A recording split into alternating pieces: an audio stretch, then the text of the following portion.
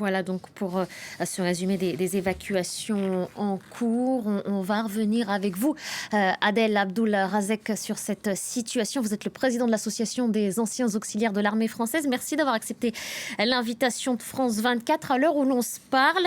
Adel Abdoul Razek, 300 Afghans au moins font route vers Paris. Ils devraient arriver dans les prochaines heures. Est-ce que vous savez, vous précisément, combien d'auxiliaires au total ont été rapatriés depuis dimanche ?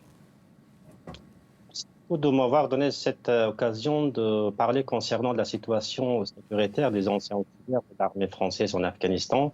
De nos jours, la situation sécuritaire est complètement précaire et chaotique, surtout pour les anciens auxiliaires de l'armée française. Pour l'armée française en Afghanistan, il y a 80 personnels civils qui restent sur place en Afghanistan, qui se sentent menacés par les talibans et leurs sympathisants. Surtout depuis que les talibans ils sont arrivés au pouvoir, ils ont repris le contrôle de toutes les provinces et tous les districts de Kaboul.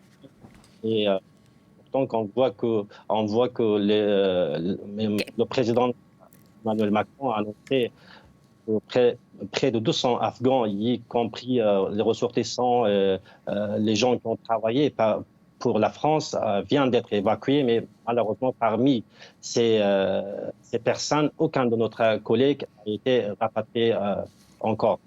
Alors, ces 80 personnes dont vous parlez, Adel Abdoul Razek, ces 80 personnes sont classées comme personnel ayant justement assisté les forces françaises. Ils ont cette étiquette, si je puis le dire comme ça, d'auxiliaire de l'armée française, vous dites, et ils n'ont pas eu de visa pour rentrer ? Exactement, ce sont des personnes qui ont déjà collaboré à l'armée française depuis fin de 2001 jusqu'à fin de la mission de l'armée française en Afghanistan jusqu'à 2014. Ce sont des personnels civils recrutement local qui ont été embauchés par l'armée française en Afghanistan. Et pourquoi est-ce qu'ils n'ont pas de visa au moment où l'on se parle ? Vous êtes en contact avec eux ? Ils vous ont expliqué où en était leur dossier ? Exactement, je suis toujours en contact avec mes collègues qui sont encore en Afghanistan et qui actuellement souffrent les menaces des talibans et leurs sympathisants. Je suis en contact avec eux, mais ils attendent toujours une réponse favorable de la part de l'ambassade de France à Kaboul. Comme vous voyez que l'aéroport de Kaboul est... Et qu'est-ce qu'on leur dit ? Qu'est-ce qu'on leur dit à l'ambassade de France ? On sait que plusieurs Afghans sont sur le point d'être rapatriés, mais à ces 80 personnes en particulier dont vous parlez, qu'est-ce qu'on leur répond à l'ambassade ?